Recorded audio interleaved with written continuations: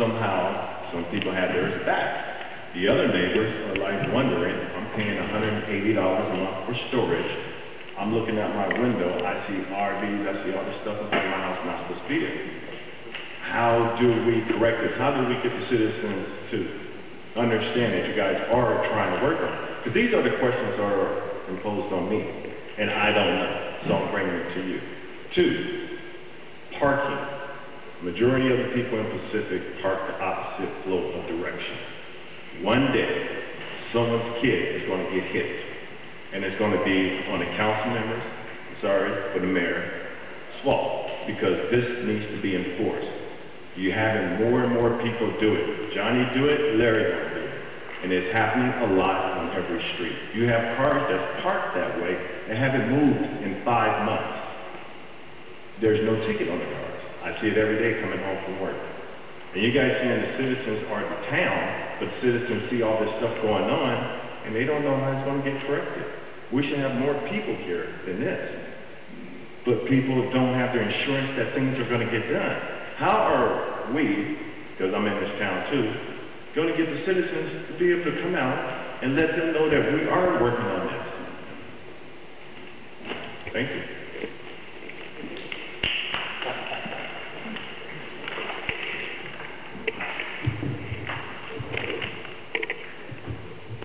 So the RV issue, I'm responsible for the one for having the letters go out, because I was very concerned about an incident that I saw where a child riding their bike on the sidewalk could not see a car backing out of a driveway on the other side of an RV. And so I came to the council and I talked to our community development and said, we need to do something about this. What is our code? A letter went out to everybody that was in violation of the code and direct the majority of these left. Some of them didn't. We got some pushback on council, and council is the one that has decided to send it back to the governance committee because they believe that the ordinance wasn't written well and wasn't enforceable. I do not set policy. All I can do is enforce policy. One of the things that has been talked about and worked on regarding the RV issue, because it is my pet peeve, I'm very concerned about visibility.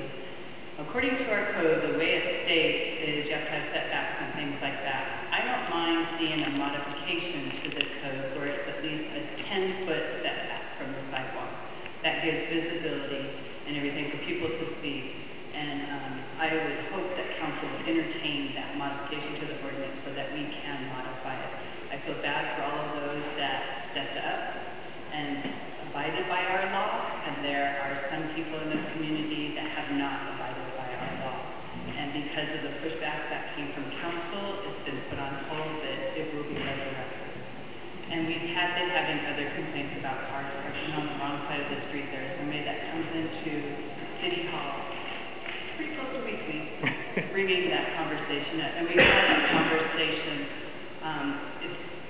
It is a safety issue, and I agree. Our police department is working on so many other issues. It's not a top priority, and that sounds bad for me to say. We have other things that have been going on that I've pushed to the top of their list to get taken care of, but it is on the list. Can you tell us what those are? You want to monopolize everybody. You got 3 minutes, Steve. No time. Oh, yeah, God, I just wanted to hear my... I think we should keep it down to a minute if we want to get out of here by 9:30, Okay. so. Okay. I would be happy to have a sidebar. Sure. Okay, sorry. Okay. I'm sorry. Council candidates, are you going to move on the RV issue? Yes, I would like to know. The RV issue came up in the last, well, it was when Gary was on. It was Gary's big pet peeve on the reverse of Dan's pet peeve. And that was debated back and forth, and it did go to governance, and I have not heard anything of it coming back to council. So I will definitely look into that with the governance committee. This was something that came on prior to my appointment.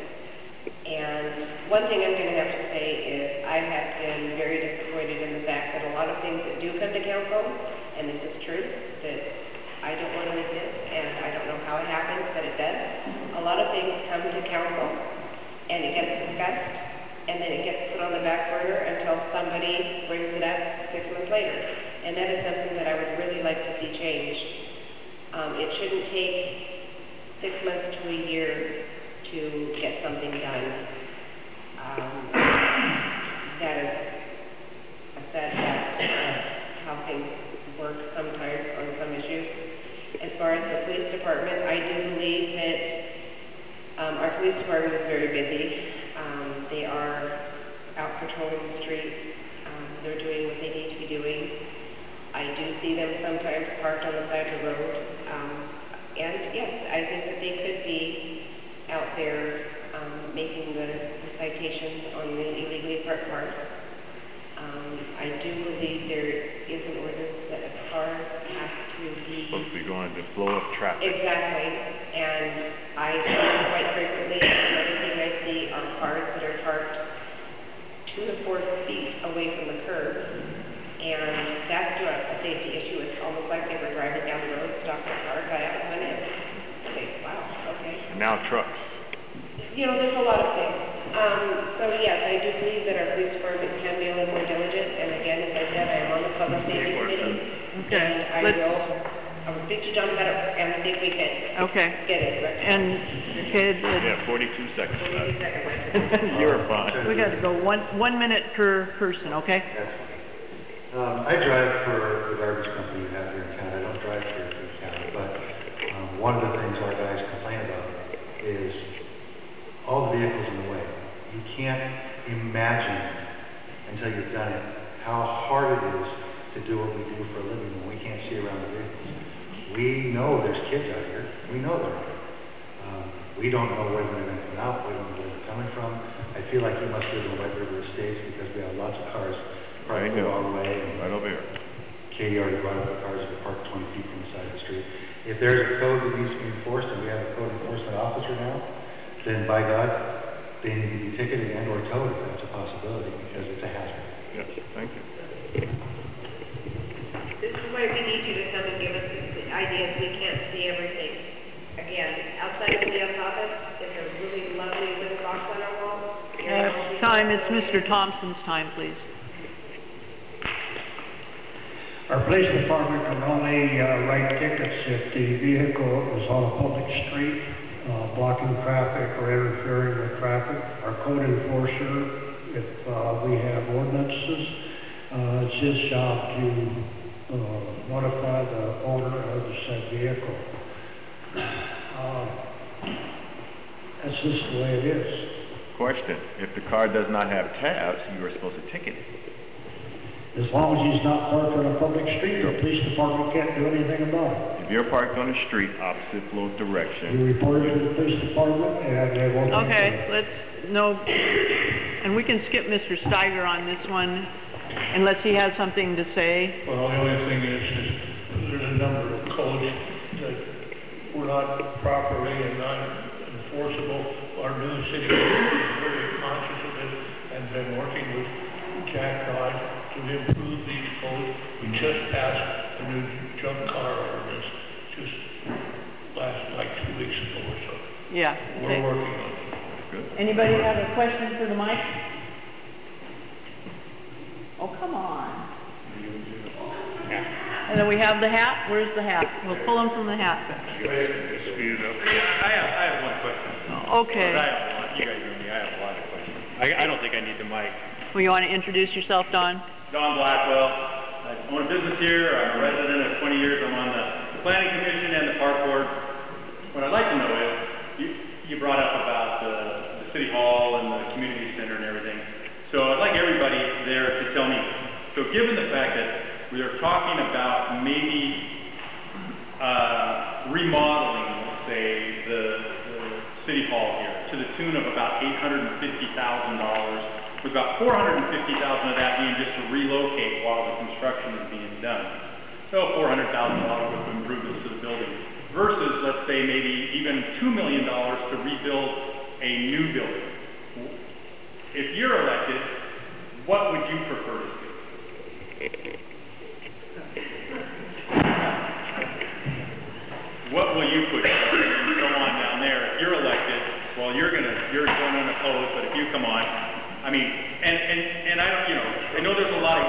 given notice. Come on, Don, wrap it up. Thanks, Steve. So as discussed earlier, that, we had talked about doing a feasibility study to look at what all would encompass and what kind of building or size of building it would take to house the people that work here for the city, to take care of all the business that we do here in the city as far as public works and all of that. I have a lot of different visions, and I could probably speak 10, 15 minutes on that, and I'll keep it very short. I have 1 minute.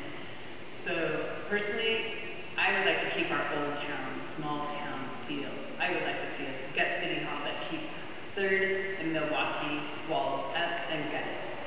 You know, that's my personal opinion. So the $850,000. Well, I'm not sure if that's okay. Here's the problem. We can't do anything with that building unless we abate it. It has asbestos tiles underneath it. We can't even paint it. We can't. That's what I'm saying. Either way, something's gotta happen to that building. Exactly. 850, 2 million, and we have. Don, come on. Just, what's your opinion? Fix You know, City Hall we've got, or replace it? my opinion is, I want to see the study to see what is best for the city, if the building is worth bringing back up to code. Okay. If it's not worth bringing up to code, then we need to figure something out, because putting lipstick on a pig is not gonna help. Okay. Dave? I like that. Doggone it, I don't know that it's worth saving.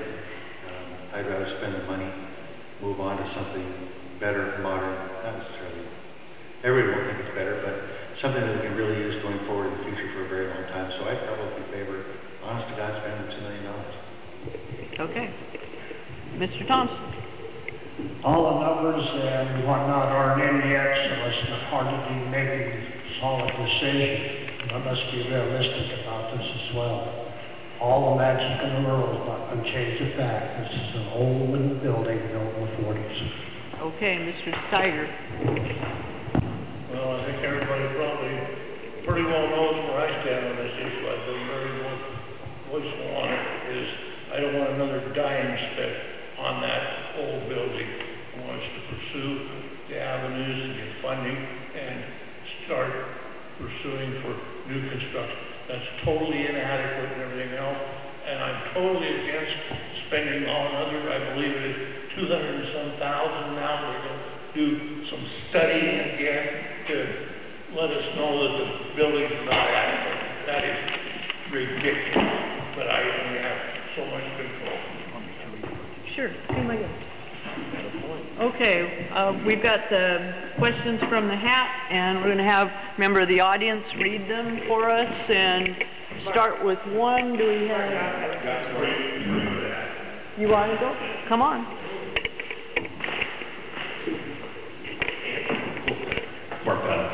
First off, thank you for the food. All of you brought food and other good stuff for the food bank. That's what I've been doing all day. We do that a lot. I'm late today, and if you could help me out, you and Gary are running against each other. You're running unopposed. You guys are running against each other for position 6. And you're running 3. Okay, you're there. Oh, cool. Okay. So my question, coming off of the food bank and what we see happening here, and not just here, but on a regional basis, homelessness is exploding in our immediate area. Not just here, but the whole region.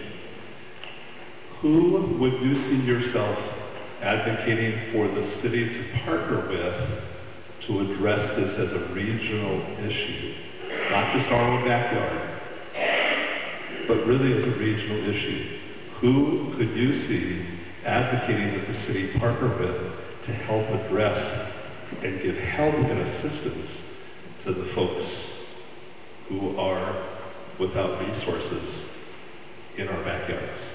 Thank you. Let's start with Dave and Don, because they're the two candidates here running against each other. All right, other than looking to the government, obviously, for anything you can get out of them, which isn't going to be much, my first priority and goal would be to go to the Greater Council of Churches and ask for a partnership with them. They've been doing wonderful work for hundreds hundreds of years. Well, give or take. So my first ask would be to the Greater Council of Churches in this area and say, look, what can you do with us and what can we do to help you? They feed people, we feed people, let's get together and make something that's a union that works for everybody. Through my volunteer work, I deal with the homeless quite often down in Tacoma and whatnot on one of our senior centers. Majority of those people have mental illness. We got to address that. There's a big percentage of those people that prefer to be homeless. You can't offer them enough money to go into an apartment or go into a house. So these are issues that's both social, and there's really no answer for it. City of Pacific, unfortunately, does not have a lot of resources to deal with that problem. Thank you. Another question? I have 3 questions, particularly addressed to the mayor, and then I have 3 questions that are all about the same regarding the services and programs in the city. So how would you like me to proceed? Why don't you ask the services and programs? All right. So the questions are pretty much close, and some of you have already answered, but I'll just read this. What would you feel is the best improvement for our youth and senior services? Would you add to or subtract from youth program or senior program? Don, you want to start? Sure. What does the candidate feel would best improve our youth and senior services? What would you add to or subtract from youth programs or senior programs and senior programs? First of all, we don't have that many programs for the senior citizens. If you go over to our senior center, they'll come in the morning. There's a few on there that has your crocheting for the touch of home, and then they'll have their lunch and they go home. You might find 1 or 2 that stick around on a Friday to watch the movie. We have to stimulate. They're not kids like in kindergarten. They have resources we can tap. We have to find a way to stimulate them and get them more involved. Dave?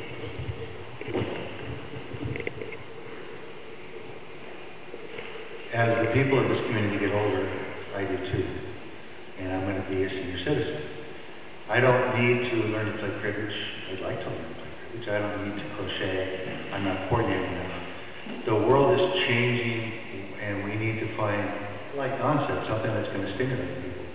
You go out to Maple Valley, where I spend a lot of time as a garbage man, their senior center has something going on for people every single day. But it's not just for the seniors. They have the seniors and the youth together. They have the seniors and their families together, building that sense of community. Those are the programs that we need to emulate, not just to make a stronger sense of community, but give everybody a stronger sense of worth, whether they be a senior, somebody my age, headed that direction, or the kids that are coming up. Okay. Thank you. What are the 3 for the mayor? There's one more that I just want to read regarding this. There's actually 2 more. One says, feelings on community services. I think we've heard that already, what can be done for improvement. And this is more of a suggestion than a question. And she includes her email address. So I'm thinking she had to leave. So I don't know who to give this to. I'll give it to you and you can decide, okay? Yeah. But this is I had a question about your programs. I suggest mailing monthly flyers to notify what community programs are occurring each month. I would also suggest community educational programs after school, utilizing volunteers to teach kids to help them learn about better quality of life. So. May I have that? Okay. All right. And. Okay. Okay. And then there was one other then before I get to the mayor. Preferred method of working with the police department. Full authority to the chief or blank. I'll read it again. Preferred method of working with the police department. Full authority to the chief or blank.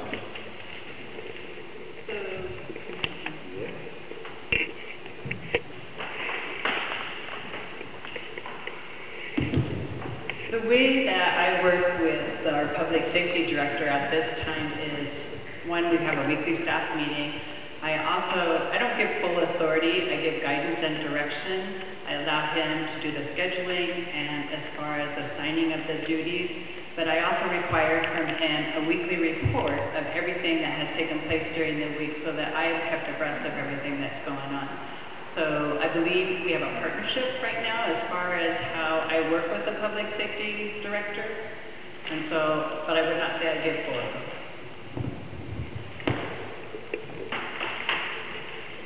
I'm sorry, I found one that was stuck on the other. This is for you, Dave. Why does the union want you elected?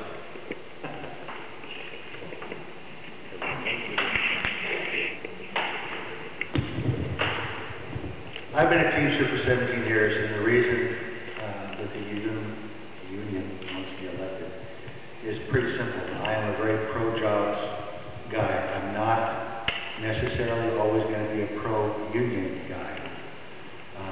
But what I'm about is bringing everybody up financially, whether you get a good union job or get a good job that pays a living wage.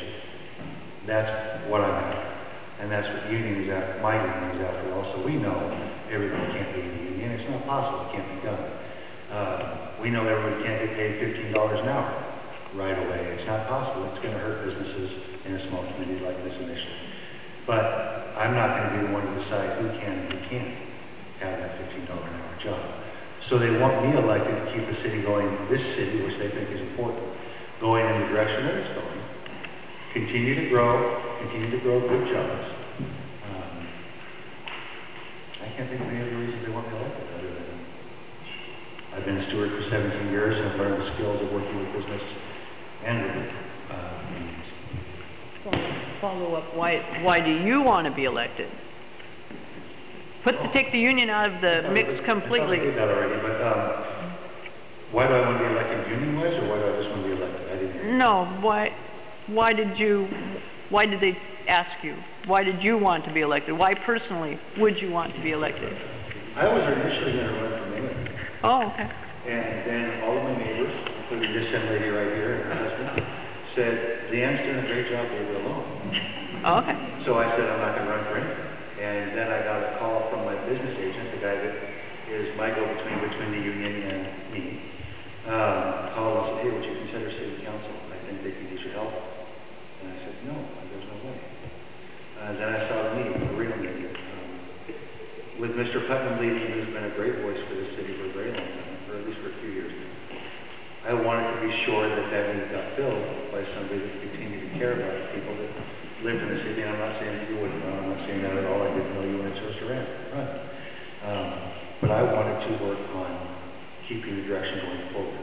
There's always going to be declines, but if we can just keep growing little by little by little, pretty soon, we'll get back to where we were when we moved here, which is a place that I'm very proud to call home.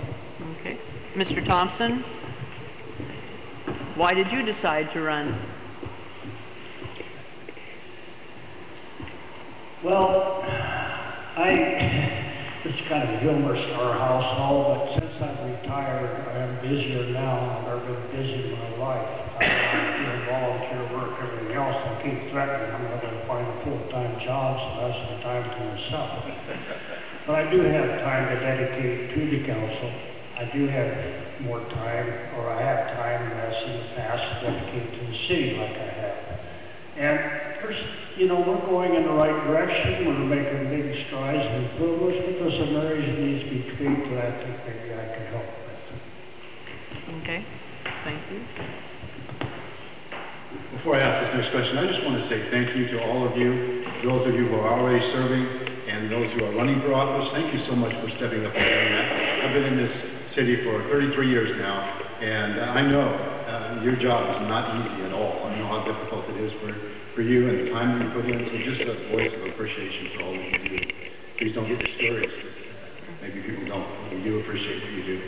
We're glad you're doing it, not us, okay?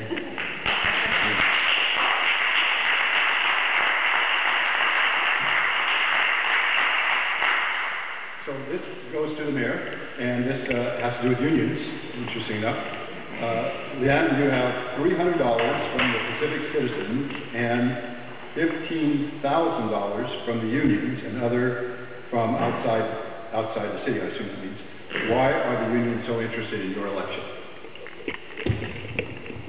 No, I'm just reading the question. Yeah, don't. It's a fair question.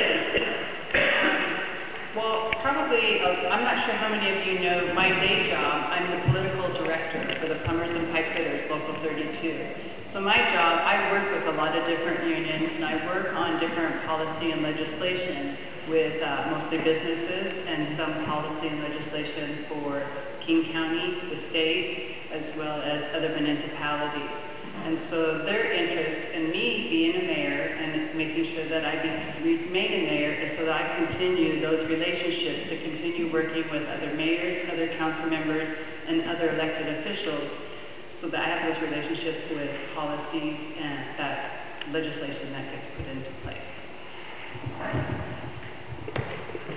Next question. Why do we have a full-time administrator working for a part-time mayor instead of working for the city council? Yes, these last ones. That's the way our city government is designed. It would take a vote of the people to not have a strong mayor city and become a city manager and council, and some cities have that. I will say that when we were going through some of our trials and tribulations a couple of years ago, there was a couple of us council members, I think Councilmember Councilor Putnam and Councilmember McMahon. At that time, we met with a consultant on how we can get our city back. And we also were looking at that legislation as far as maybe we want to become a city manager council type city. And that consultant shared with us that as a city our size, it doesn't make sense. Because of the amount of money that you will spend as far as your general fund budget. But there are cities our size that do it, there are cities our size that don't do it. There are cities that have strong mayors that switch to city managers, there's cities that have city managers and switch to strong mayors. It's just kind of, but to change that, it takes a vote of the people. Would you like to know where each of the candidates stand on a mayor council or strong manager? I don't know, I wasn't asking the question, so okay. This question was given to me. So. Oh, okay. Okay, this is the last question. Yes, forgive me. There you go. Yeah. It says, you said you supported, I'm assuming this means random UAs for all city employees. When will they start? And if the union is resisting testing, why? So that is something that has to be bargained into the contract. And unfortunately, we missed it on this bargaining go around with the Public Works Clerical Bargaining Unit. This is about drug testing? Yeah, can we clarify what UA is? Oh, I'm sorry.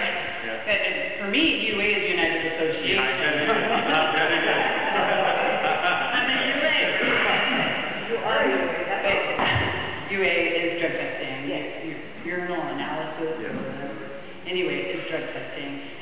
It is something that we do. It is mandatory with our public works drivers. They all have CDLs, and it's mandatory that they do that. That is something that we do want put in the bargaining agreement. It did not get negotiated in, but it did. It is on the table that we get to bring it back to the table, and we don't have to wait to the end of the contract because it is something that we want to see done.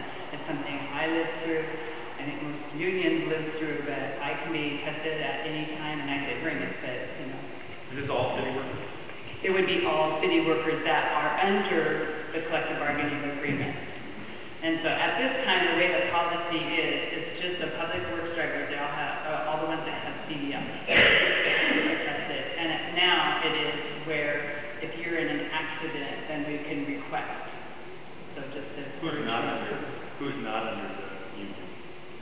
Managers. And will they be required to? They haven't been because we don't have contracts with them.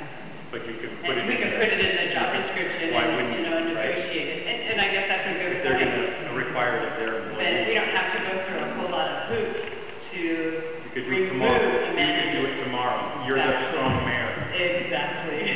So, I mean, I guess that's one of the reasons why you wouldn't, but I would always like to have a good solid reason if I turn it in.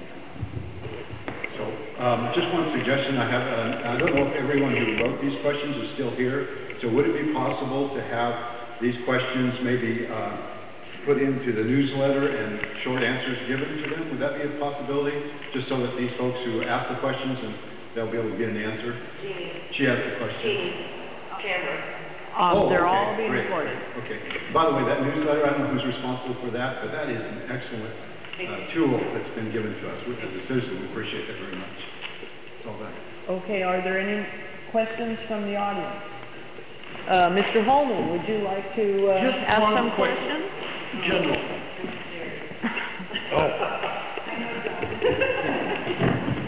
It's probably for you.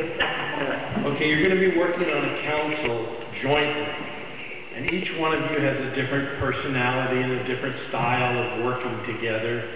How are you going to handle the inevitable conflicts that are going to happen? So, since we only have 2 individuals here that are running against you, what is your conflict handling style? How do you handle conflict?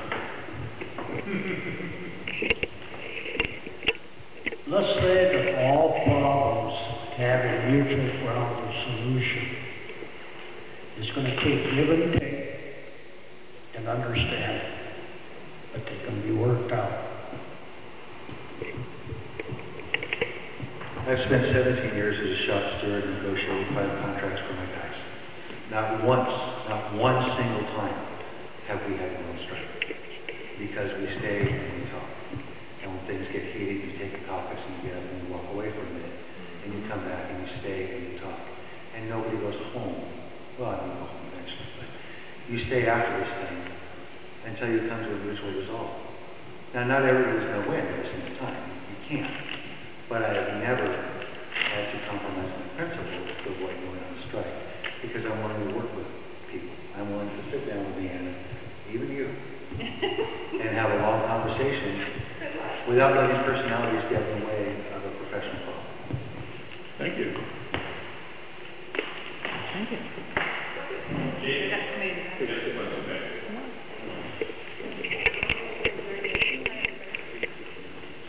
So, the council positions are all nonpartisan, and one of the things I hear tonight is strong union ties. Will we really have a nonpartisan council and mayor for the citizens of Pacific?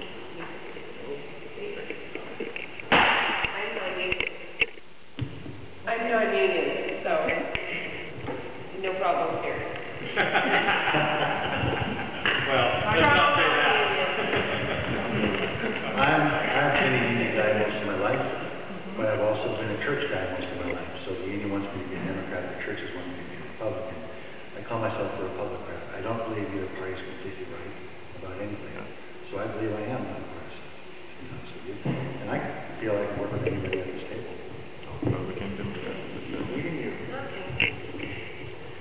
Next to my personal family, I have 2 allegiances.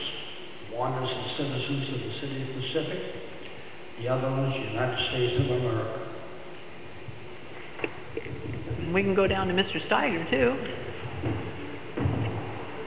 Catherine, you want an answer from me? Sure. You're retired. It's the Clem way. You know nothing's partisan with me. Thank you. And, How about the mayor? yeah. Dave, you keep taking her mic. Don's got his own, huh? So this is a nonpartisan position, and probably one of the biggest challenges it is being on the management side of the table, being a union member. But I think it also brings a lot of attributes from my union side as far as being on the management side of the table and learning how to work with others and how to negotiate and compromise. Thank you. Any other questions? Okay. Did we save the best for last? We always save the best for last.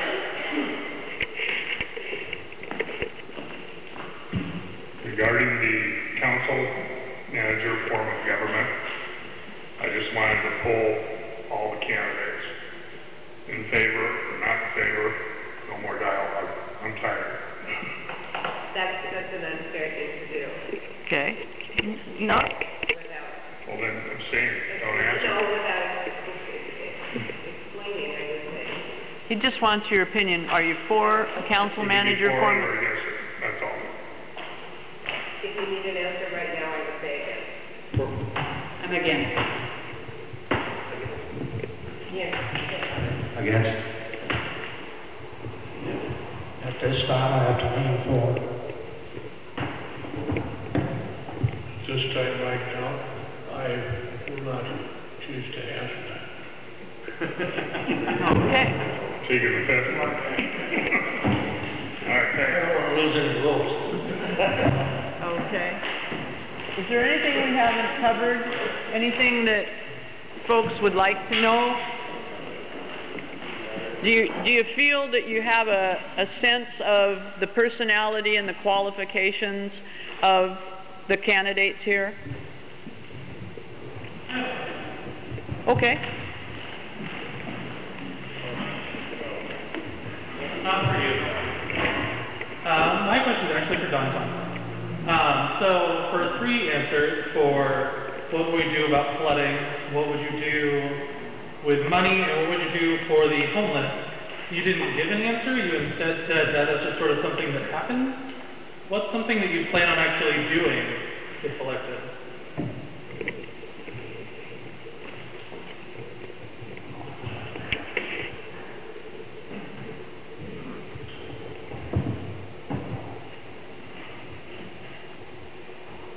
I don't know if I truly understand that question. Okay. So, when we were talking about flooding and planning, you said, well, that's just something that happens. When we were talking about the homeless, a gentleman talked about what we should do for the homeless. You said, well, homeless people sometimes just want to be homeless, so nothing. And then when we were talking about money for the youth and money for seniors, you said, well, we're already doing something, so we can just throw money at it. Any one of us could just throw money at it. So why would we vote for you to throw money at it? What's something that you intend on trying to make happen if you're elected? Well, number one, I don't recall saying throwing money at it. I said that we need to spend more money for those programs. And I don't consider that throwing money at it personally. We have to develop activities for these kids. You ought to come here during the summer, around noon, and see how many kids is in this gym. On weekends, the gym's not open. Where these kids go? We need to have activities for them. The seniors, like I said earlier, they come in the morning, they do their thing, they eat lunch, they go home. When they go home to, boredom. When they go to depression. They need activities to keep them involved. Now, I have worked at various senior centers in the area. I've been to Beacon down in Tacoma, which is mostly homeless. I've been to Tillicum, which has got a small group, same group every day, come in, they leave. I've been to Sumner. Sumner's got fantastic programs for the seniors. They got trips and whatnot that we don't have. I've been to, let's see, I've been to Puyallup. Puyallup has a fantastic program. They have belly dance. They have exercise programs. They got a weight room for them. They got computer labs for them. We don't have that stuff. We've got to look at this kind of stuff to have for the seniors. And as far as the homeless go, like I said, we don't have the programs in place or the finances to really address the homeless situation. Our biggest problem right now is the surrounding cities. They're starting to clamp down on the homeless and on the panhandlers. We don't have programs, so they're all coming here. Okay?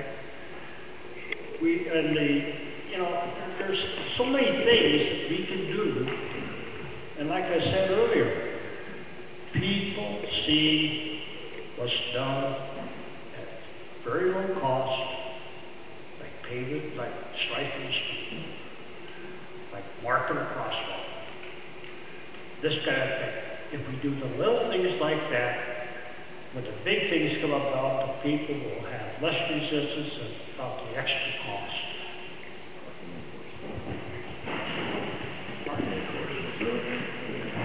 I have a question I'd like to ask, and it's just a short one.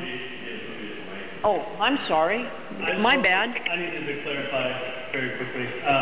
When I did ask about the youth, and I addressed what I thought was Don's view of building a skate park and saying that's good enough, he said that initially that he doesn't want to do something immediate, because that's what people see, that's what the community will see.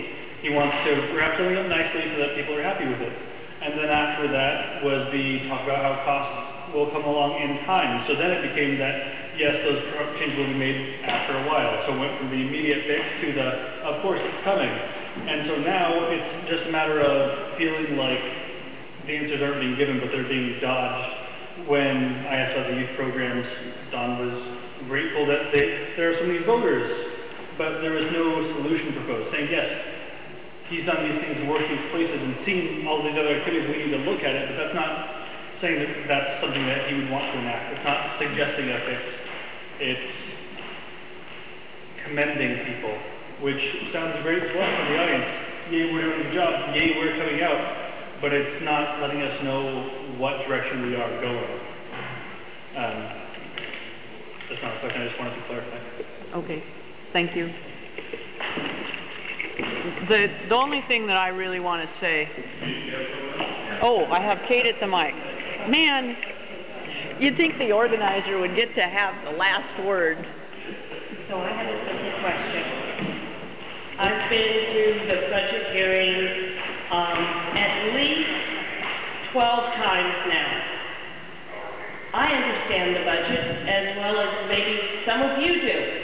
There's this big pot of money, and 80% of it is frozen, no touching, because that's the utilities and that's all the dedicated money.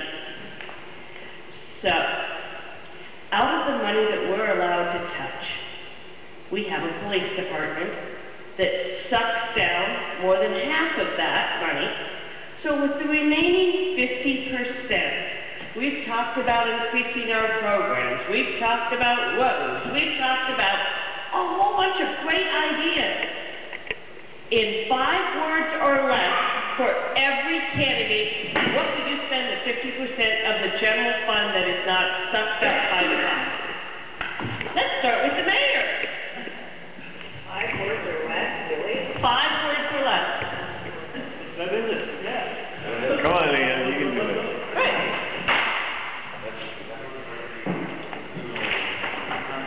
We'll get back to it. That other 50% is spent on other wages and other services that we provide in this city. So the one thing that you would like to see increase for funding, sorry, I should have made that clear. The one budget item that should be increased. Code enforcement? We want it all increased. We have a full-time code enforcement person that we just brought on like 6 months ago. Okay. So, I mean, we're just trying to improve every different area. I guess I'm kind of having a hard time pinpointing one particular area that I would like to see increased. I want to see it all increased. Okay. Especially lower part.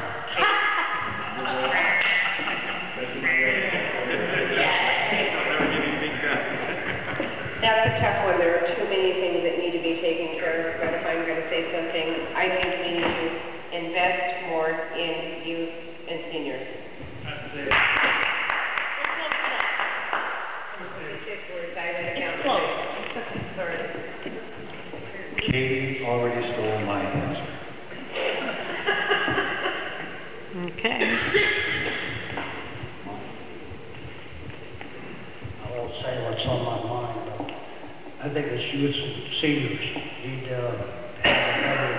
we need a better understanding of their activities.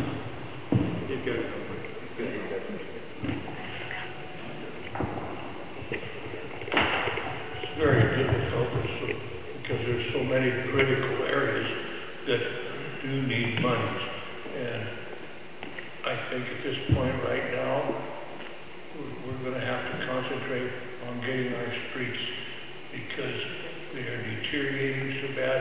It won't be long and we will be gravel streets unless we save what we have now. And by seal coating, there's some things we can do that are not huge expenses and save some of these streets. I know we're looking probably monies in parks, and seniors. I mean, I wish I'd win the lotto and I could help everybody out, but that's not working. So that's hopefully not the answer you want, but that's what I can hear you. I'd like to leave you with one parting shot. Not one of you has improved communication with your citizens. Not what? Not one of you talked about improving the communication. Have I not been working? You have, yes you have, but I think not throwing money at it, but I think adding $1 or $2 to the communications, the website, I think that would get more people involved with our community. Thank you. Now you do get the final word, Jean. You picked my favorite time. I know, it's awful. Okay.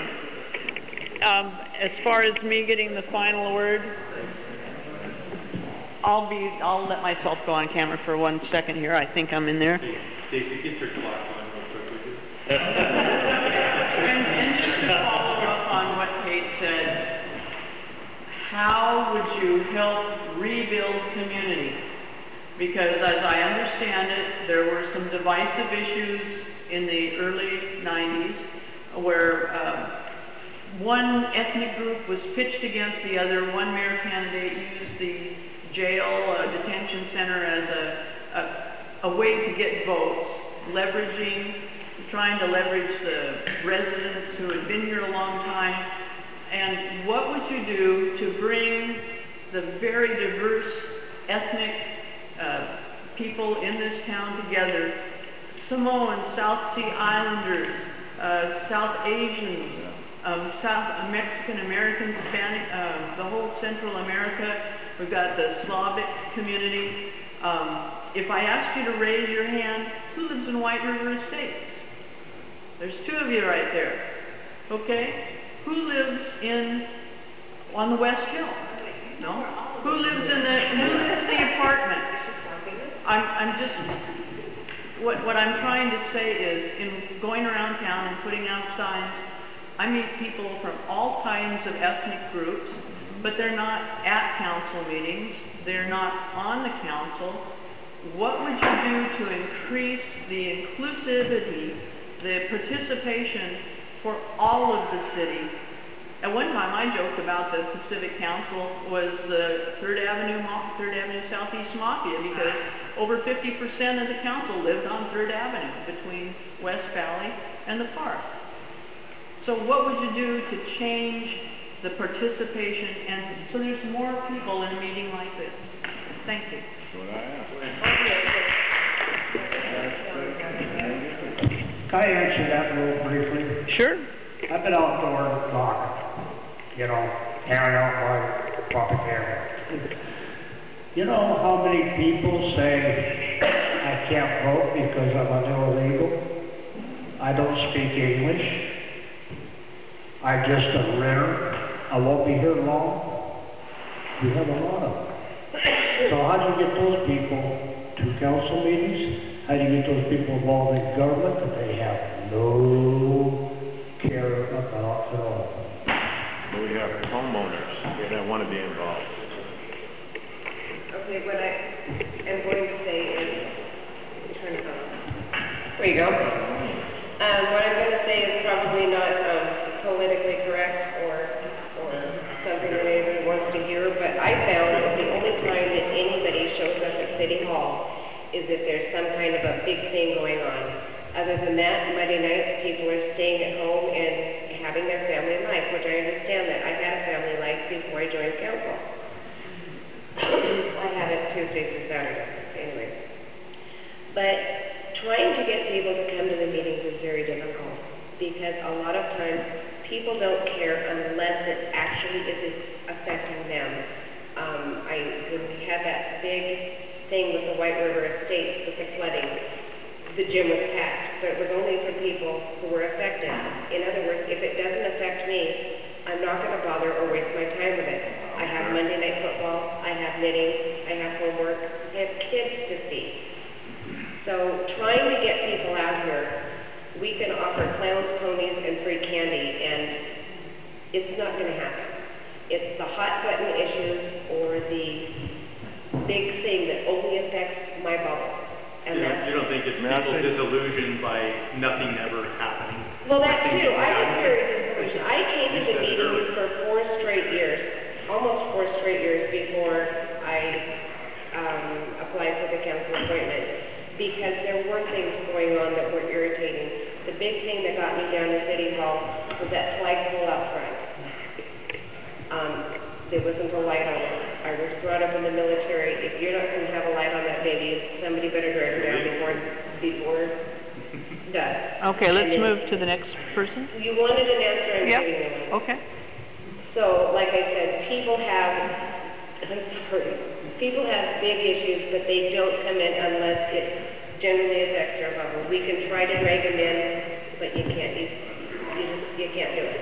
Well, if you have any ideas, bring them on. But we need to find a way to get the people in here. If you have suggestions, we would love to hear them, because I would love to see more people in those seats. Like I say, I can count on one hand most times who is in that room, and it's usually city employees, council members, the mayor, and maybe 3 or 4 citizens.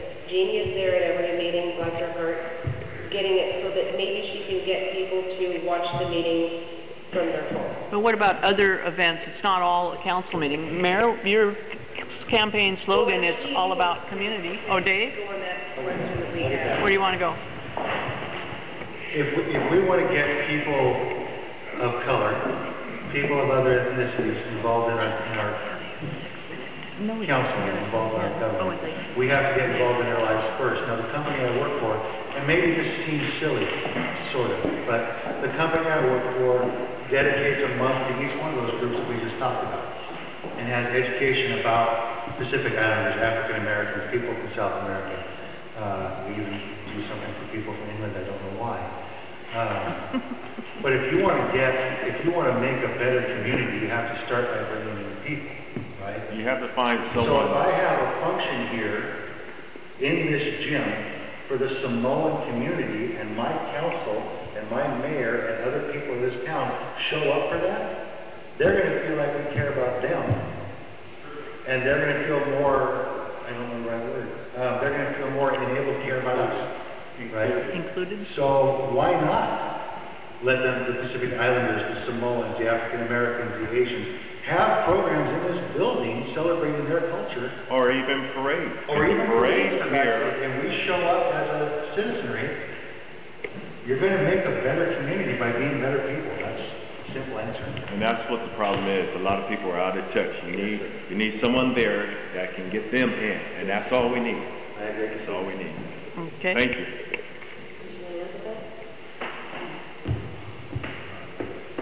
So we do have a very diverse community, and there's challenges. Some of it has to do with trust in our government, trust in our police in the different communities, and that's the challenge that we have to work on as a community. When I was at an Association of Washington Cities conference in Wenatchee, I met with a Hispanic council member and asked, what do you do in your community? Because over in the Wenatchee area, a large majority of their population is Hispanic. And I'm like, how do you reach out? Because trying to have our agendas and minutes and everything translated in all the different languages, it's too expensive. The city can't take on that cost. And so how do you reach out? And she gave me a really good suggestion that, unfortunately, I'm a little busy and I haven't worked on it yet, but I also met with the superintendent of the Auburn School District, and they're willing to work with me on this as well. As she said, how they reach out to their Hispanic community is they go to the Hispanic radio station. And they have somebody there that gets that message out, because the Hispanic community listens to the Hispanic radio station, and that's how they get there. And one of the things that they do is they try to have a friend, and it's something I am working on. I don't know how to get there, but in each of these different ethnic groups, you need to know somebody. You have to know somebody that's a part of Right. this, and they need to trust you before they allow, And so that's one of the things. I've been knocking on doors, and I listen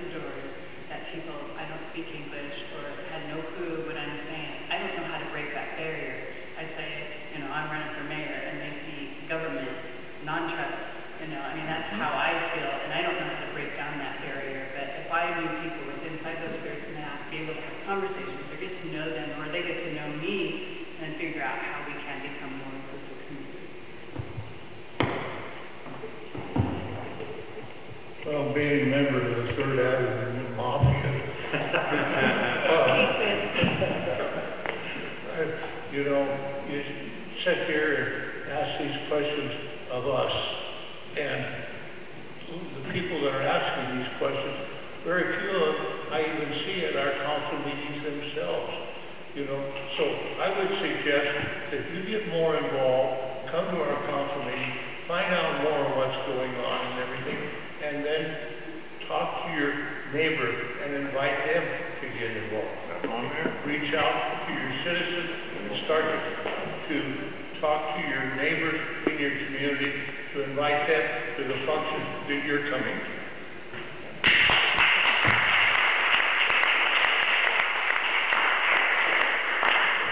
Ideas, Dawn?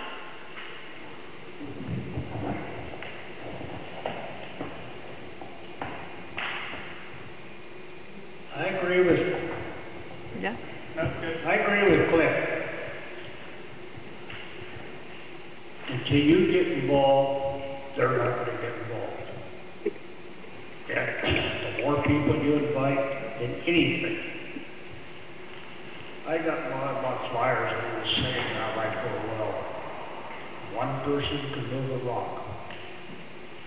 A bunch of people can move a mountain. And that's the way it works.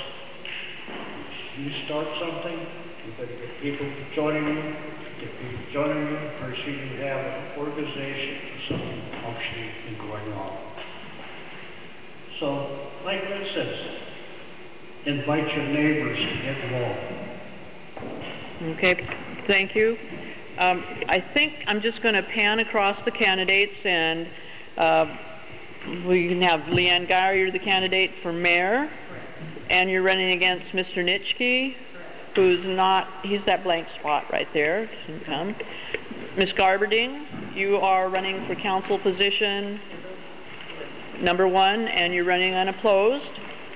Mr. Storsley, now that's a good Norwegian name. You're running in position 6, and you're running against Mr. Thompson, Don Thompson, position 6. And Mr. Steiger, you're in position 3, and your opponent, Mr. Erickson, did not come tonight. So I'd like to thank everybody for coming tonight. I think it's been a great turnout, wonderful questions, and now I'm going to turn off the camera because we'll pan in on the flag and say